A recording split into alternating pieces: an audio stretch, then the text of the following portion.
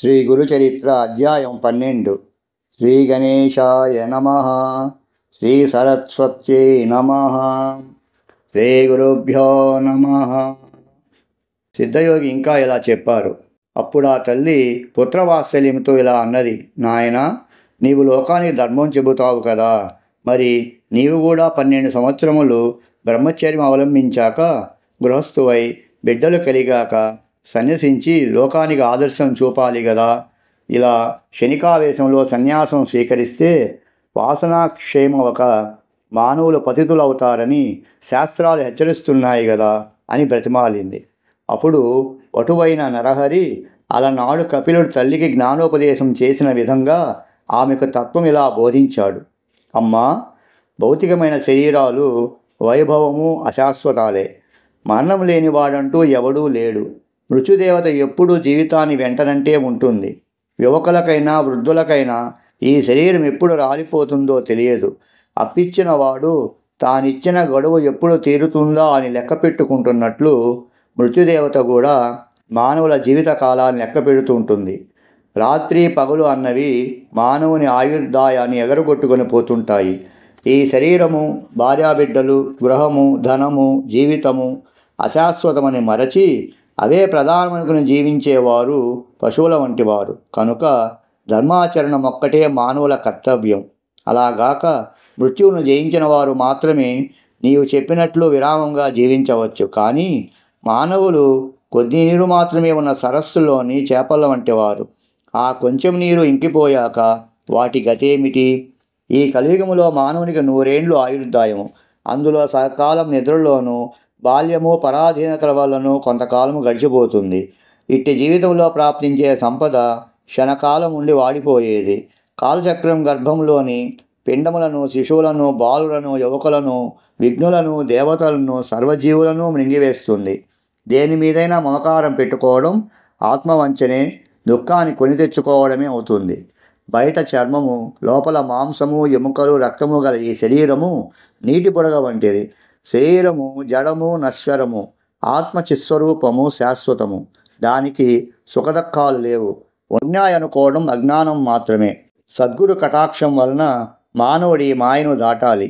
ఉత్తమమైన మానవ జన్మం ఎత్తి కూడా ఆత్మకు శ్రేయస్సు చేకూర్చుకొని వాడే నిజమైన ఆత్మవంచకుడు, ఆత్మఘాతకుడు, బ్రహ్మఘాతకుడు కూడా. అమ్మా, ఈ మాట సామాన్య విషయంలోనే ఇంత వాస్తవమైతే కారణజన్ముడైన నాకేది కర్తవ్యం? విషయ సుఖాలు వదలలేని వారికి నీవు చెప్పినట్లు గృహస్థాశ్రమం తర్వాత సన్యసించడం అనే క్రమం తగి ఉన్నది. నాకట్టి విషయవాసనలే లేవు గనుక ధీమంతుడైన నాకు ఎట్టి విఘ్నాలు రాజాలవు. నేను బ్రహ్మచర్యాశ్రమం నుండే సన్యాసం తీసుకుంటాను. నన్ను ధ్యానిస్తుండు, సంసారాన్ని దాటగలవు అని యశోదకు బాలకృష్ణుడు చూపినట్లు తన దివ్య రూపాన్ని దర్శింపజేశాడు. ఆయన ప్రసాదించిన యోగ దృష్టితో ఆమె ఆ మూర్తిని కన్నులారా దర్శించి ఇలా అన్నది, స్వామి, నీవు పుట్టగలేని వాడువు. బ్రహ్మాండాలన్నీ నీలోనే ఉన్నాయి. బ్రహ్మకు కూడా నీ గుణరూపాలు కొంచెమైనా తెలియరానివి. మాయామోహితురాలనైన మానవ స్త్రీ నాకెలా తెలుస్తాయి? ఈ జ్ఞానమైనా నీవు అనుగ్రహించినదే. నీవు సత్యసంకల్పుడవు. నీ సంకల్పానికి నేను అడ్డు చెప్పను. లోహితం చేయడానికే అవతరించిన నిన్ను నా పుత్రుడవని తలచింట కట్టిపెట్టుకొనడం తగదు. అయితే నీ యొక్క ఈ దివ్యమైన ఆకారం నా మనస్సులో స్థిరంగా నిలిచేటట్లు అనుగ్రహించు. నాకింకా పుత్రులు కలుగుతారన్నావు. మాకింకొక్క బిడ్డ పుట్టే వరకైనా నీవిక్కడే ఉండు. అప్పటి వరకు సన్యసించడానికి నేను అనుమతించను. నీవు నా మాట వినకుండా వెళ్ళిపోతే నేను మరణిస్తాను. నిన్ను విడిచి నేను బతకలేను అని ప్రార్థించింది. అప్పుడు శ్రీహరి, అమ్మా, నీకొక సంవత్సరంలోగా కవలలు పుడతారు. అంతవరకు ఉంటాను గాని ఆ తర్వాత నా సంకల్పానికి అడ్డు చెప్పకూడదని ఆమె వద్ద మాట తీసుకున్నాడు. అతడు పరమేశ్వరుడన్న జ్ఞానంతో స్వామిని ఆ దంపతులు నిత్యము అర్చిస్తుండేవారు. చతుర్వేద పారంగతులు, షట్శాస్త్ర నిపుణులు కూడా ఆయన వద్ద విద్యార్థులై కృతార్థులయ్యారు. ఆయన ఎందరికో వేదాలు బోధించేవారు. పామరులకు ఆయన ధర్మ సూక్ష్మాలు చెప్పేవారు. ఇలా సంవత్సరం గడిచేసరికి అంబకు 2 మగపిల్లలు పుట్టారు. వారికి 3 నెలలు రాగానే ఒకరోజు అంబ పిల్లలను ఆడిస్తుంటే నరహరి వచ్చి, అమ్మా, నేను చెప్పినట్లే వీరిద్దరూ పుట్టారు. నీకింకా 2 కొడుకులు 1 కూతురు కలుగుతారు. నీ కోరిక ఫలించింది. నా మాట నిలబెట్టుకున్నాను. కనుక నీవిచ్చిన మాట ప్రకారం నాకు అనుమతిస్తే నేను తీర్థయాత్రలకు బయలుదేరుతాను. అయితే నీవు మాత్రం నన్ను సంతోషంగా సాగనంపాలి అన్నారు. అప్పుడు తల్లిదండ్రులు ఆయనకు నమస్కరించి, మేమింతవరకు మాయలో తగులుకొని నీవు మా బిడ్డవనే భ్రాంతితో ఎప్పుడైనా నిష్ఠూరాలాడి ఉంటే మమ్మల్ని క్షమించు. నీవే మా కులదైవమని ఇప్పుడు తెలుసుకున్నాము. నీవు మా వంశాన్ని ఉద్ధరించడానికి ఇక్కడ జన్మించావు. నీవు మా రక్తమాంసాలు పంచుకొనడం ద్వారా మా దేహాలు కూడా పవిత్రమైనాయి. ఇక ముందు మా గతేమిటి అన్నారు. మీ దర్శనం మాకింకెప్పటికీ లేకుంటే మేమెలా జీవించగలము అన్నారు. అప్పుడు నరహరి, మీరెల్లప్పుడూ నన్ను ధ్యానించండి, మీకిక జన్మ ఉండదు. అమ్మా, నీకు నన్ను చూడాలని ఉంటే నన్ను స్మరిస్తే తక్షణమే నీకు నా దర్శనం అవుతుంది. 30 సంవత్సరముల తర్వాత నేను మళ్ళీ మీ వద్దకు వస్తాను అని చెప్పాడు. అలా తల్లిదండ్రుల అనుమతి తీసుకొని ఆయన తలపై శిరస్త్రాణము, కౌపీనము, కాషాయాంబరము, చేత దండము ధరించి చిరునవ్వులు ఒలికిస్తూ మహాసంతోషంగా బయలుదేరాడు. ఆ దృశ్యం చూచిన జనము 9 సంవత్సరముల పిల్లవాడు ఇల్లు విడిచిపోవడానికి ఆ తల్లి ఎలా అనుమతిస్తున్నది అని ఆశ్చర్యపోయారు. కొందరు ఈయన అవతారమూర్తి, ఈయనను కన్న తల్లిదండ్రులు ధన్యులు అన్నారు. సాధువులు ఆయన భగవంతుడనే భావంతో నమస్కరించారు. ఆ గ్రామస్తులందరూ కొంత దూరం వెళ్ళి ఆయనకు వీడ్కోలు చెప్పి తిరిగి వెళ్ళాక తల్లిదండ్రులు మరికొంత దూరం ఆయన వెంట వెళ్ళారు. అక్కడ నరహరి వారికి కర్పూరం వలె తెల్లగానున్న తన దత్తాత్రేయ స్వరూపము, తర్వాత శ్రీపాద రూపములను దర్శనమిచ్చారు. అది తమ శని ప్రదోష పూజా ఫలితమేనని తలచి ఆ తల్లిదండ్రులు, మా జన్మలు ధన్యమయ్యాయి, మీరు దయతో మాకు మళ్ళీ దర్శనమివ్వాలని వేడుకోగా ఆయన తప్పక మళ్ళీ దర్శనమిస్తాను అనే మాట ఇచ్చి వాళ్ళని వెనుకకు పంపాడు. ఆ దివ్య దర్శన ప్రభావం వలన వారు తమ పుత్ర వ్యామోహం మరచి భక్తిభావంతో వెనుకకు వెళ్ళారు. నరహరి బద్రీనాథ్ దిక్కుగా బయలుదేరి దారిలో ఆనంద కాననము అనబడే వారణాసి పట్టణం చేరారు. మొదట ఆయన గంగలో స్నానం చేసి ఆత్మస్వరూపమైన విశ్వనాథుని దర్శించారు. తర్వాత అచ్చట ఒక యోగ్యమైన స్థలములో వజ్రాసనం వేసుకొని ప్రాణవాయువు కొమ్మించి ఖేచరీ ముద్రలో నాదానుసంధానపరులై కూర్చున్నారు. ఆయన నిత్యము 3 వేళలా మణికర్ణికా ఘట్టానికి వెళ్ళి శ్రద్ధగా గంగా స్నానం చేసి వస్తుండేవారు. ఆ క్షేత్రంలో ఉన్న తపస్సులు, మునులు, సాధువులు ఆయనను చూసి ఆశ్చర్యచకితులయ్యారు. యవ్వనం కూడా పూర్తిగా రాకముందే అంతటి వైరాగ్యము, కఠోరమైన తపస్సు చూసి ఆయన యోగపూర్ణుడని తెలుసుకొని నమస్కరిస్తుండేవారు. అచ్చటి యతులలో వృద్ధుడు, శ్రేష్ఠుడు అయిన కృష్ణ సరస్వతి ఆయనకు భక్తితో నమస్కరిస్తుండేవారు.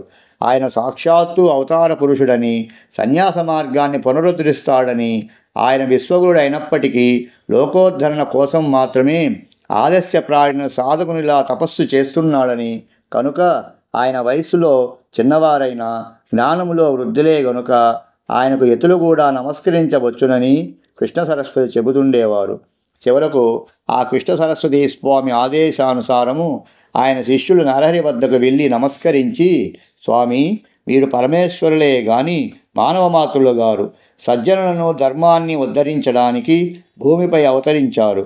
శ్రీ ఆదిశంకరులు స్థాపించిన సన్యాస మార్గం దాదాపు లుప్తమైంది. దానిని మరలా మీరే నిర్దుష్టం చేసి విస్తరింపజేయాలి. అధికారులు కాని వారికి ఈ మార్గము భయంకరమైనదైనా బుద్ధిమంతులకు సులభంగా ఆత్మానందమిచ్చే ఈ సన్యాస మార్గాన్ని మీరే పునరుద్ధరించాలి. సన్యాసులమైన మేము ఇప్పుడు మిమ్మల్ని సేవిస్తే లోకనింద ఏర్పడుతుంది కనుక మీరు కూడా సన్యసిస్తే మేము కూడా మీ సేవ చేసుకోవచ్చు అని ప్రార్థించాడు.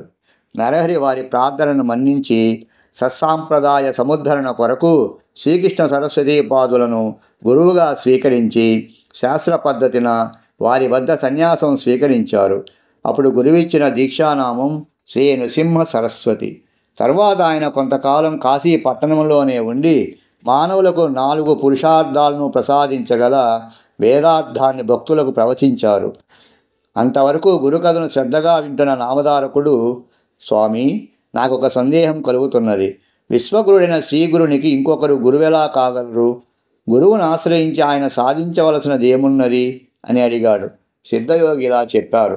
పూర్వము శ్రీరామచంద్రుడు వశిష్ఠ మహర్షిని, శ్రీకృష్ణుడు సాందీపని మహర్షిని గురువులుగా వరించినట్లే శ్రీగురుడు కూడా శ్రీకృష్ణ సరస్వతి స్వామిని గురువుగా ఎన్నుకున్నారు.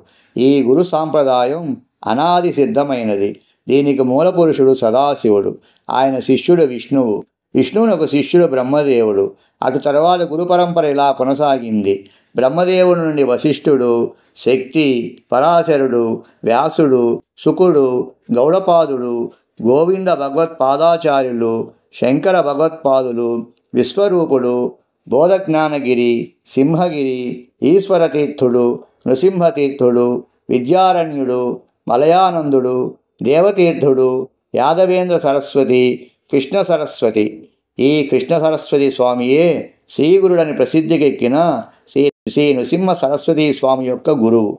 తర్వాత శ్రీ గురుడు తాము స్వయంగానే పవిత్రులైనప్పటికీ అనేక పుణ్యతీర్థాలు దర్శిస్తూ బదరికాశ్రమం చేరారు. తర్వాత ఆయన మేరు పర్వతానికి ప్రదక్షిణంగా సంచరిస్తూ సర్వక్షేత్రాలు దర్శిస్తూ పుణ్యతీర్థాల్లో స్నానం చేస్తూ శిష్యులతో కలిసి గంగాసాగర సంగమం చేరారు. ఆయన మొదట గంగకు ప్రదక్షిణంగా ప్రయాగ వరకు తటాక యాత్ర చేశారు. అది కూడా గంగా ప్రదక్షిణంతో సమానమే. అందుకే ప్రయాగను కూడా గంగాసాగరం అంటారు. ప్రయాగలో వారికి ఎంతోమంది శిష్యులయ్యారు. ఆ క్షేత్రములో మాధవుడనే బ్రాహ్మణుడికి శ్రీగురుడే స్వయంగా తత్వం ఉపదేశించి సన్యాసమిచ్చాడు. శ్రీదత్తాయ గురవే నమః. శ్రీ శ్రీపాద శ్రీవల్లభాయ నమః. శ్రీ నృసింహ సరస్వత్యై నమః.